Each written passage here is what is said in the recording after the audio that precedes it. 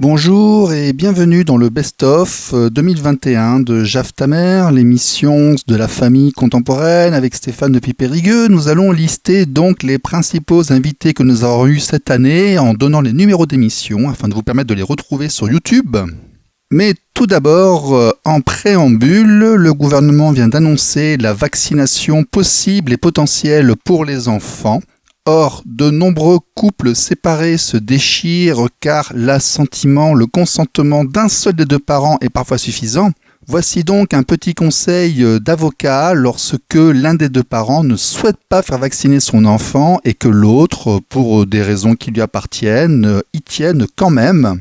Maître Virginie de Araujo-Riecchia nous rappelle qu'un bon recommandé expliquant à l'autre parent qu'il engage sa responsabilité pénale en cas d'apparition d'effets secondaires peut parfois être une solution. Maître de Araujo-Riecchia, avocat, message du 23 décembre 2021.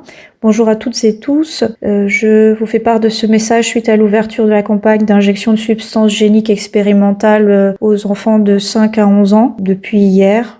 22 décembre 2021. En effet, j'ai eu quelques questions concernant l'exercice de l'autorité parentale. Les autorités prévoient qu'un des deux parents peut amener son enfant dans l'un des 350 centres dédiés afin qu'il soit injecté. J'alerte les parents qui souhaiteraient le faire qu'ils engagent leur responsabilité pénale si l'autre parent était en désaccord avec cet acte très important et qu'il lui a signifié ce désaccord, que ce soit dans le cadre d'un couple composé, que ce soit cadre d'un couple séparé, divorcé, peu importe, vous engagez votre responsabilité pénale étant donné que vous mettez en danger votre enfant. Effectivement, nous savons aujourd'hui que ces produits pharmaceutiques ont une balance bénéfice-risque extrêmement négative, que l'innocuité est remise en cause, que les laboratoires qui mettent ces produits sur le marché sont des multinationales multirécidivistes. Nous le savons parfaitement. Donc vous engagez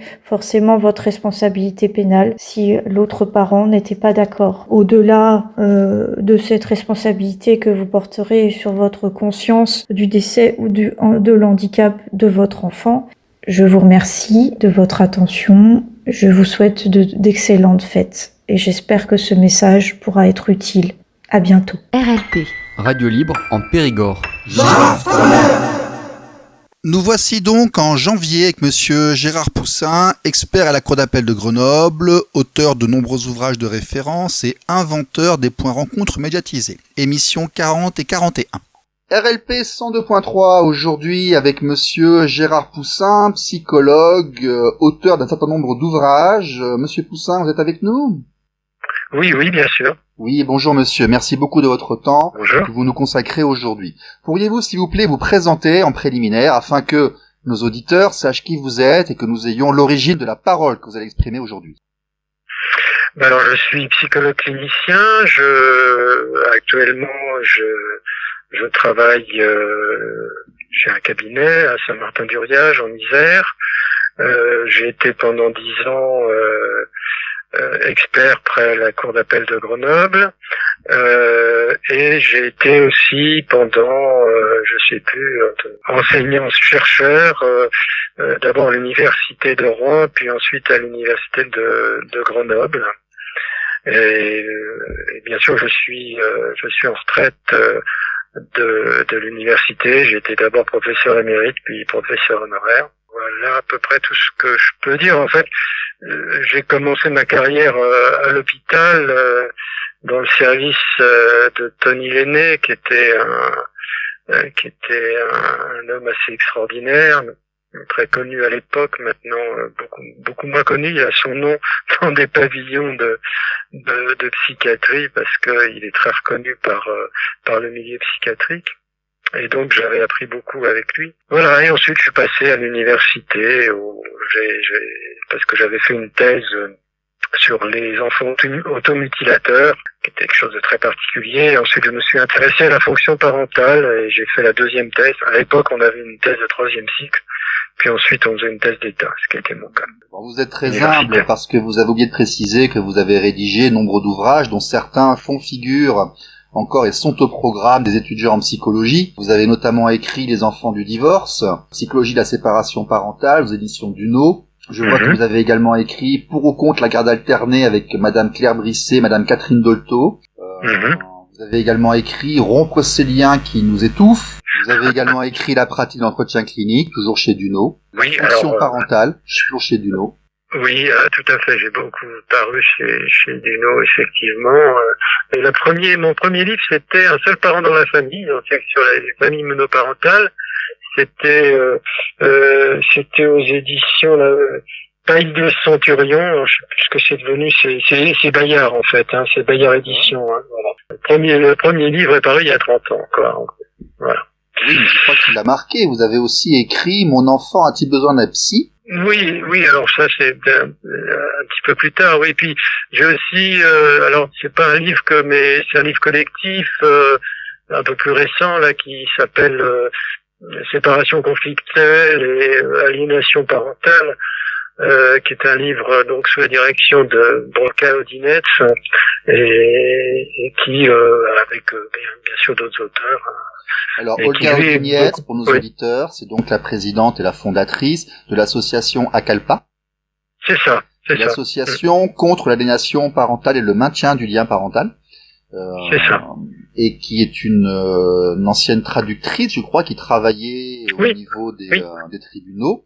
Et qui est quelqu'un qui a fait beaucoup dans ce secteur-là pour justement pour essayer de promouvoir le maintien du lien parental, Olga Odinets. Oui. RLP.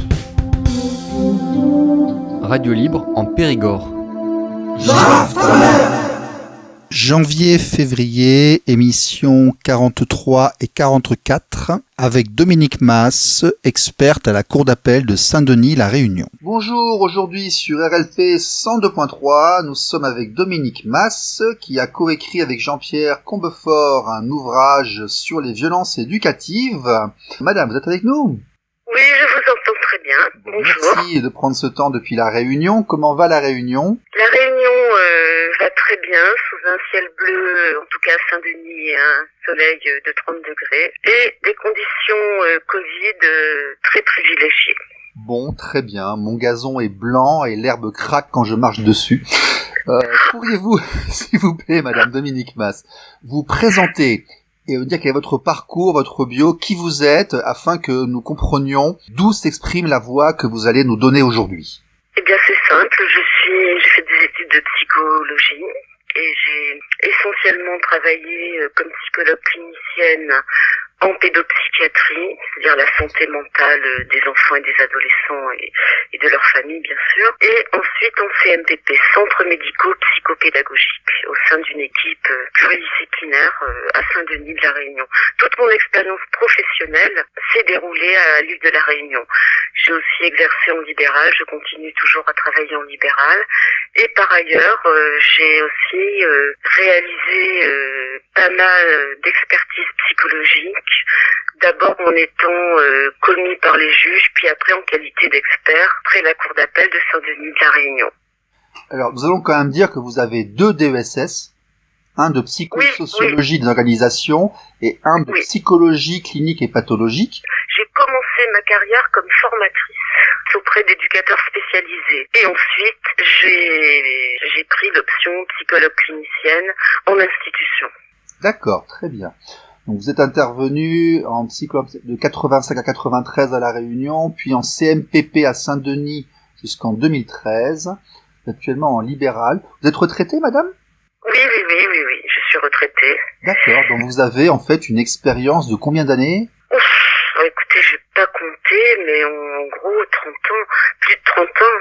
D'accord, ok, très bien. Donc je pense que nous pouvons dire que vous savez de quoi vous parlez. Je pense aussi, mais enfin, après, je ne connais pas tout. Écoutez, nous allons parler de ce livre, La violence intime, violence familiale, extrafamiliale et éducative, chez Ballant, au tarif de actuellement 20 €. On le trouve dans toutes les grandes librairies, sur les sites concernés.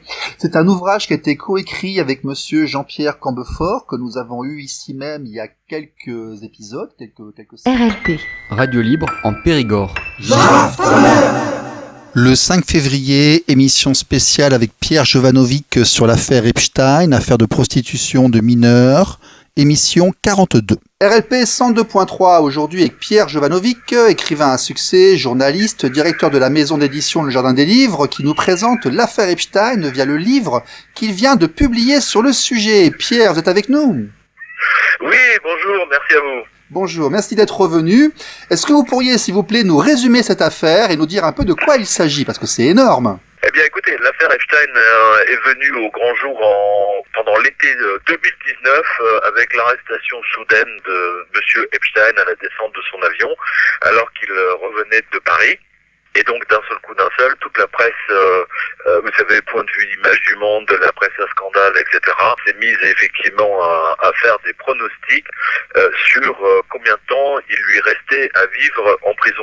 Alors nous, en Europe, on connaissait pas trop bien Epstein, mais avec tout ce que la presse anglaise et américaine a sorti, d'un seul, on a vu que ça prenait une ampleur absolument colossal, et le livre qu'on a publié, qui est devenu un best-seller sur l'affaire Epstein, en fait montre que c'est avant tout une colossale affaire d'espionnage, des têtes couronnées de tout ce qui compte dans la science et dans la presse. Et monsieur Epstein travaillait pour 2 services de renseignement, la CIA et le Mossad. Et alors, c'est quelque chose de tellement surprenant de découvrir, si vous voulez, que des services de renseignement, en fait, payaient quelqu'un ils l'ont payé pendant des années, quasiment, on va dire pendant 20 ans, à filmer toutes les têtes couronnées, tout ce qui est célèbre, que ce soit à la cour suédoise, à la cour et avec anglaise, de l'influence. Tout ce qui a de l'influence, surtout tout ce qui est très riche, attention, voilà, tout ce qui est mannequin. Et en fait, donc, on a découvert qu'en fait, Epstein, était à la tête d'un réseau de prostitution de mineurs, avec ce qu'on appelle des esclaves sexuels, qu'il prêtait, ou du moins qu'il avait convaincu donc ces esclaves, entre guillemets, de se prostituer sur commande à des gens, par exemple, comme le prince Andrew, de la couronne royale. Pour résumer, nous avons quelqu'un qui était payé par le CIA et le Mossad pour recruter des gamines entre 12 et 16 ans, les former à faire des cochonneries, et puis ensuite les pousser dans les bras de personnes qui étaient dans ces appartements, îles, avions, on détaillera plus tard, mais qui avaient des caméras partout dans le but de les faire chanter. Et je crois qu'ils revendaient ces vidéos quasiment, 1 ou 2 millions d'euros ou de dollars aux services concernés, mais surtout ils recrutaient des enfants. C'est bien ça, j'ai bien compris. Absolument, d'ailleurs on a retrouvé des messages, ça vous RLP, Radio Libre en Périgord. Nous voici maintenant en mars 2021 avec les émissions 46 et 47 avec Christine Castelin-Meunier, sociologue au CNRS, enseignante à l'EHESS et faisant partie des personnes ayant été consultées dans l'élaboration des lois, notamment de 2002, si importante pour nous, et celle du congé paternité d'Adrien Taquet qui, nous le verrons quelques mois plus tard, sera effectivement validée. RLP 102.3 avec aujourd'hui Christine Castelin-Meunier. Christine, vous êtes là ? Oui, bonjour. Bonjour madame, merci beaucoup d'être venue avec nous. Est-ce que vous pourriez, s'il vous plaît, vous présenter pour nos auditeurs, indiquer qui vous êtes, d'où vient l'origine de votre parole et de quoi vous allez nous parler ? S'il vous plaît. D'accord. Donc, je m'appelle Christine Castelin-Meunier, je suis sociologue au CNRS, à l'EHESS, l'École des hautes études en sciences sociales, CNRS, Centre national de la recherche scientifique. J'interviens assez souvent à l'École des psychologues praticiens et donc je travaille sur les questions du masculin, du féminin, de l'enfant, de la famille, de l'environnement. Et donc, je suis passionnée par tous ces thèmes-là et je considère que j'ai beaucoup de chance de pouvoir travailler et faire des recherches sur ces thèmes qui m'apportent aussi beaucoup dans ma vie quotidienne et personnelle et familiale. J'ai cru comprendre que vous aviez travaillé sur plusieurs projets de loi pour la commission du Sénat et éventuellement des PPL préparatoires à l'Assemblée nationale, avec notamment Madame Ségolène Royal, non, c'est ça ? C'est-à-dire que donc il y a plusieurs choses. En 2000, Ségolène Royal m'a fait venir alors qu'elle était ministre déléguée aux affaires familiales pour faire un topo sur la paternité, puisque je travaillais sur la paternité depuis déjà un certain temps. Et donc là, j'ai proposé que on allonge le congé de paternité et qu'on crée un livret de paternité, parce qu'il existait un livret de maternité mais pas de paternité. Et finalement, alors là où j'étais très contente, c'est que il y avait un grand nombre d'associations qui étaient présentes et un certain nombre d'associations sont venues me voir pour me remercier de vraiment proposer cet allongement du congé de paternité, et puis pour mon intervention sur la paternité en disant que on était dans une société qui peinait à accepter l'évolution de la situation des pères et que c'était très important de dire à quel point cette place du père dans l'éducation était fondamentale. Alors, ce qui est très sympa, c'est que en 2002, donc la loi a été dans le sens de ce que je proposais, c'est-à-dire l'allongement du congé de paternité. Malheureusement, il n'a pas été allongé comme j'aurais souhaité qu'il soit allongé, mais c'était déjà un progrès puisqu'il a été donc promulgué dans le sens de 11 jours plus 3. Voilà. Et puis le livret de paternité a été élaboré, donc j'étais ravie d'avoir contribué à ça. Il était envoyé par les CAF et aujourd'hui il s'est transformé en livret parental. Voilà. Donc tout récemment à l'Assemblée, bien sûr, on m'a fait venir et pour parler de la question du père, et je serais ravie que bien sûr en juillet véritablement le congé de paternité soit allongé, mais là encore j'aurais souhaité qu'il soit allongé plus que de 28 jours. Radio Libre en Périgord. 19 mars 2021, émission 48 avec monsieur le député Grégory Labille. RLP 102.3 avec aujourd'hui monsieur Grégory Labille, député qui a porté la PPL 3852 qui malheureusement ne sera pas présentée par l'UDI. Monsieur Labille, vous êtes avec nous ? Oui, bonsoir. Bonsoir. Est-ce que vous pouvez nous expliquer pourquoi cette proposition de loi ne sera pas présentée dans la niche parlementaire de l'UDI ? Alors parce que l'UDI, j'aurais voulu resituer dans un premier temps cette proposition de loi que j'ai découvert très tard. Radio Libre en Périgord. 26 mars 2021, émission 48 avec Yannick Vicente, auteur du Guide du papa pas parfait, une petite bande dessinée humoristique, ainsi que Je suis papa, 28 jours pour trouver ses marques, un guide pratique de dessin humoristique également, et auteur des livres pour enfants, Le lion qui avait perdu sa queue, et Le castor qui rêvait d'avoir un ami, avec également l'aventure de Raph. RLP 102.3 aujourd'hui avec Yannick Vicente qui vient de nous proposer un nouveau livre sur la paternité avec des petits dessins. Yannick, vous êtes là ? Oui, bonjour. Bonjour, vous allez bien ? Oui, tout va bien. Alors, est-ce que vous pourriez, s'il vous plaît, vous présenter, dire qui vous êtes et quel est donc ce travail que vous offrez, que vous présentez aux autres ? Alors moi, je m'appelle Yannick Vicente, je suis professeur des écoles à la base et je suis aussi illustrateur, plutôt connu sur les réseaux sociaux sous le pseudonyme de y.dessin. Et j'ai une page Facebook et une page Instagram avec chacune entre 62 et 63 000 abonnés. D'accord. Et je fais des dessins sur la paternité en fait. Et donc, vous avez fait un premier recueil qui est sorti quand ? J'ai un premier livre qui est sorti en novembre, qui est une bande dessinée sur la paternité, donc, chez Le Duc, qui s'appelle Le Guide du papa pas parfait, mais qui essaye de l'être quand même. D'accord. C'est coécrit avec Thibaut Marty. Et voilà, c'est une BD de 128 pages avec des moments importants sur l'avant, pendant et après la paternité, quoi. D'accord, c'est quelque chose que l'on trouve partout, dans les magasins. Oui, bien sûr. Radio Libre en Périgord. Nous reviendrons également sur les émissions 54 et 55 avec Maïté Lone, vice-présidente des Enfants d'Argus. Les Enfants d'Argus qui cherchent les pédophiles sur Internet en créant des comptes YouTube et autres et qui laissent venir tous ces tarés qui s'en prennent à nos enfants. Maïté est également porte-parole d'Innocence en danger Belgique. est membre de l'Observatoire des violences faites aux femmes, toujours en Belgique. Éducatrice spécialisée, elle a écrit plusieurs ouvrages.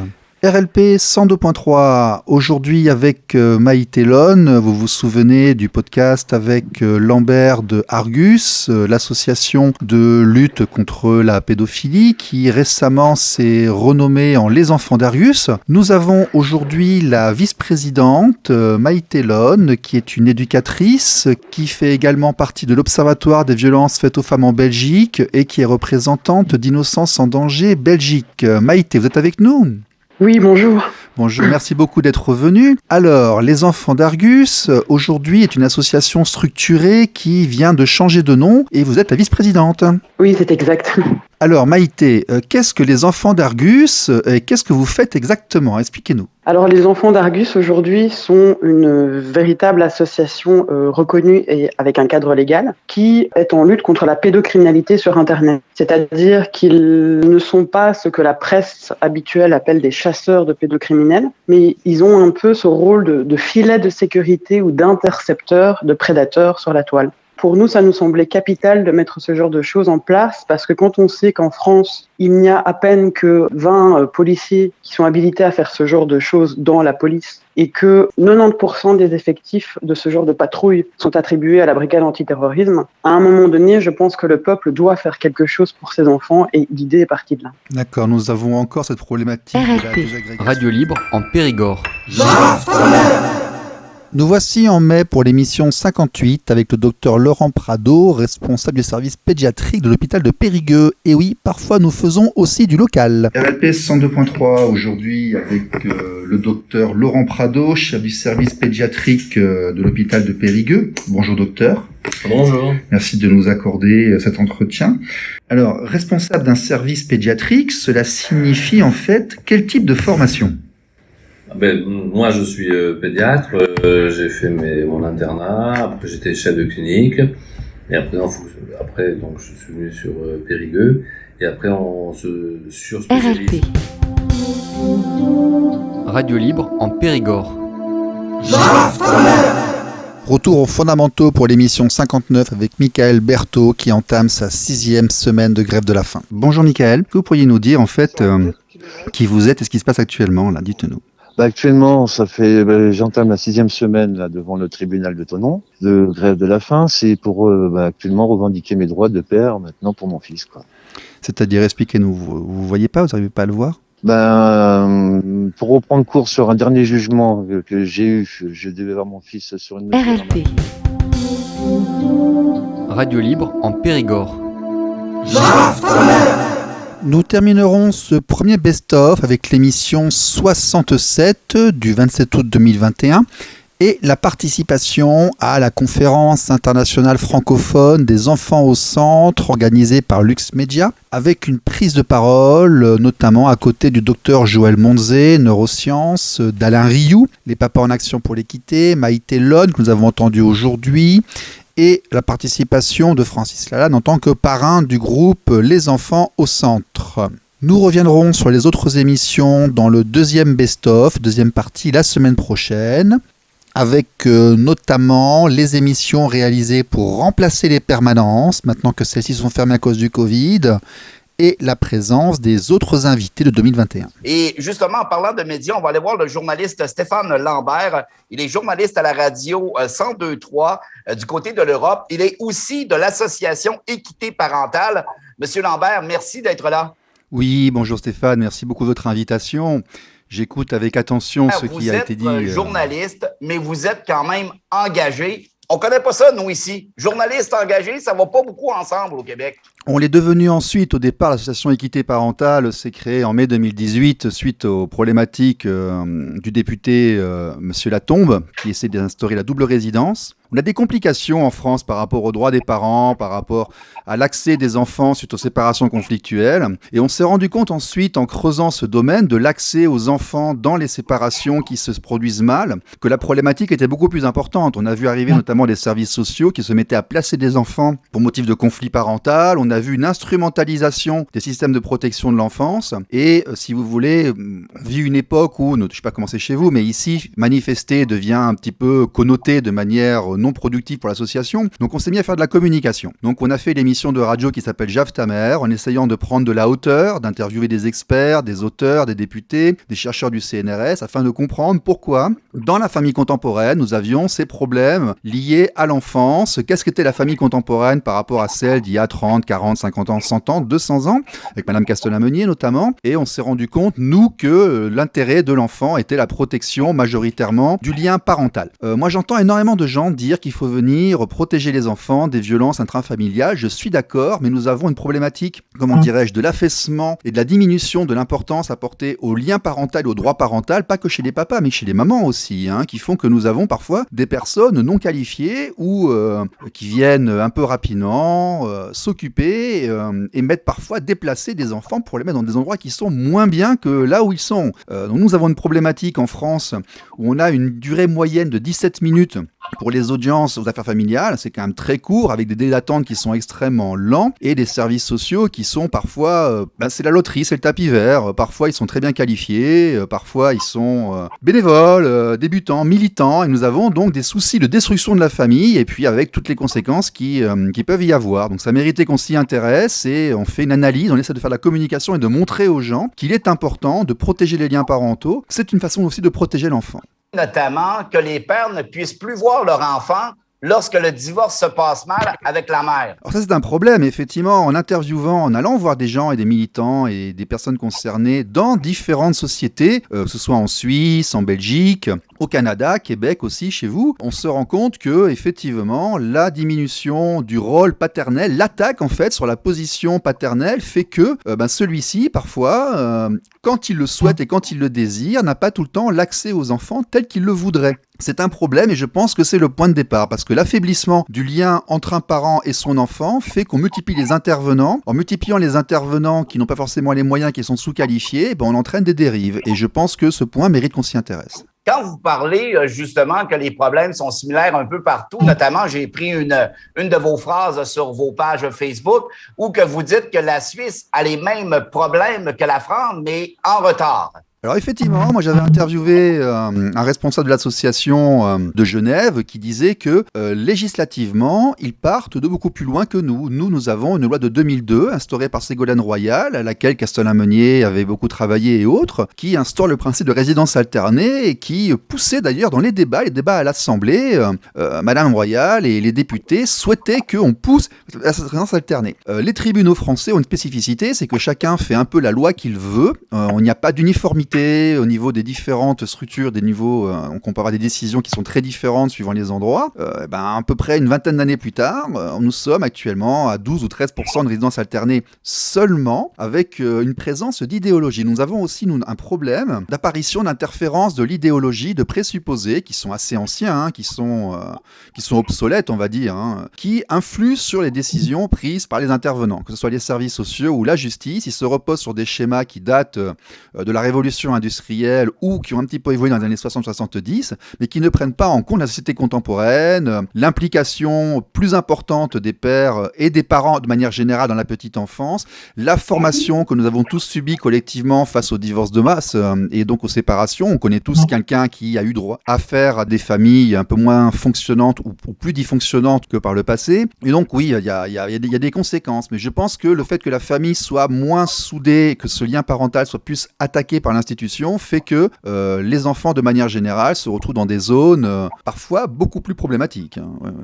Mais ça, on le voit un petit peu en Suisse aussi. Et dans d'autres civilisations, ça peut être différent. Et on regarde des associations qui interviennent au Cambodge, au Laos, en Afrique, qui ont des conceptions de la famille différentes de la nôtre. Il semblerait qu'on ait un souci occidental, l'apparition de la famille moderne. Nous avons aussi interrogé des familles homoparentales parce qu'il y a une convergence qui va se créer à force, parce que faire des familles homoparentales avec des enfants, on va aussi aller vers les séparations. Ils ont des problèmes d'acquisition de droits, de reconnaissance de droits, et quand ils se séparent, ils ont aussi des problèmes d'accès aux enfants. Alors, nous, on est très convaincus qu'un enfant, dans une famille, un enfant qui n'a pas accès à des parents qui ne sont pas dysfonctionnants, moi je rappelle que les gens qui se comportent mal ne sont pas la bienvenue chez nous, je parle de situations où des personnes en bon état veulent s'occuper de leurs enfants. Attaquer cet accès entraîne énormément de problèmes par la suite. Monsieur Lambert, merci beaucoup. Et pour nous parler d'encore plus sur le vif du sujet, nous allons aller voir Maïté Lonne. Elle est auteure, comédienne.